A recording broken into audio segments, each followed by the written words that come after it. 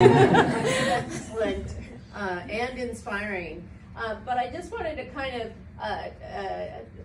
thread the needle on how this actually came about, because sometimes we don't realize there's one little thing that can happen that can be the catalyst. So I think I saw on Instagram that North Orange County NOCE was doing a conference in Buena Park, I think.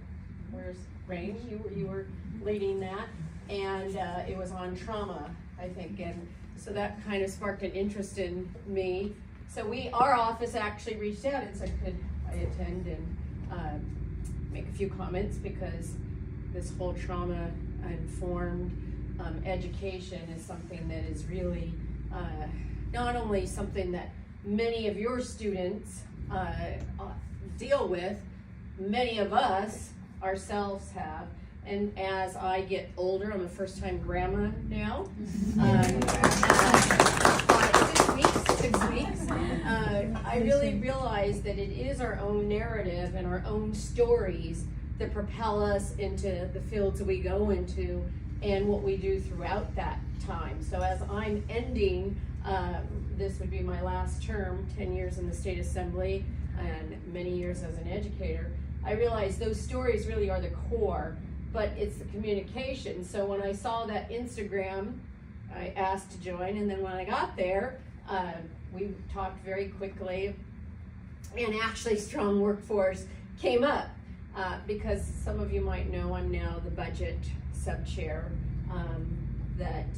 for sub 5, which deals with all state administration, not education, but I'm on the higher education. So we will be dealing with lots of budget issues. As many of you know, I think it's a $75 billion deficit.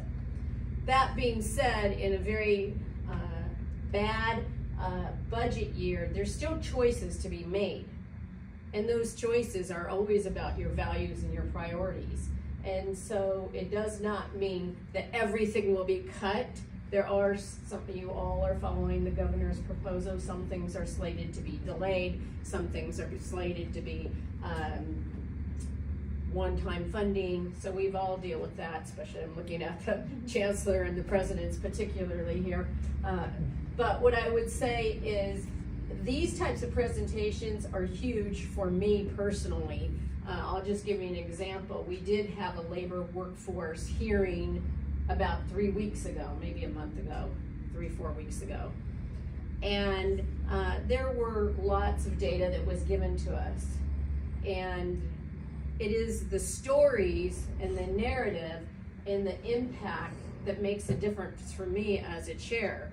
So an example being that on some of the workforce programs, not this program, not Strong Workforce, but on the SURF program, which is related, there were a lot of data, but there weren't any real narrative. And then a program that followed in the exact same hearing, which was the CWAP funding, which is about getting out into the community, workers' rights, letting literally out into the fields, farm working fields, Salinas, this type of area, and letting workers know about heat and about what type of options and doing pop-ups. We had about 100 people come in and literally say, this has impacted me. So the point is that advocacy, your stories mean a huge amount to me. This presentation means a huge amount to me because now whether I go back to the higher ed committee that we sit on or as we go through the budget process, which we will continue in earnest as we head back next week, I will have a face to these programs. And some of you already know that I consider North Orange County Community College really my home as well. My own children went to your lab schools. I was a student there, of course, in 1981 to 83, so going way back, guys. But again, some of the stories remain the same, which is I was a first generation, my first in my family to graduate out of 10 in my family and the only one in higher ed. But now all of my adult kids, 3 of them have graduated from college.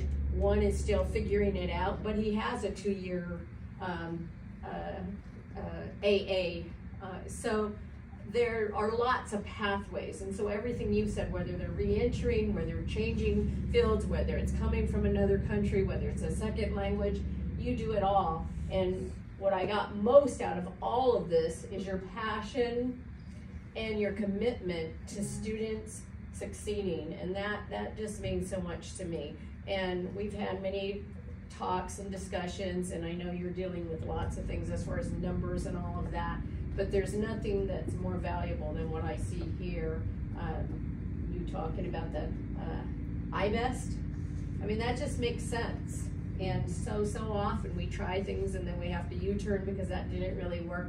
But there's things that we're doing now that we say, like, why not combine, or dual enrollment? You've got Fullerton College with the high school right across the street. I mean, it makes sense. So without taking any more of your time, I really, every time I've been to the campuses, whether it's Cypress College, I've seen the mortuary VA program, I've seen the automobile, not the automobile, the auto program. I mean, I've seen firsthand these bachelor programs. I've seen these programs that are really changing lives, and so you should all give yourself a big cheer. I've seen Jay out at festivals at Anaheim High School, so a lot of you I've seen many times. Valentina has just been leading this program, so you do everything.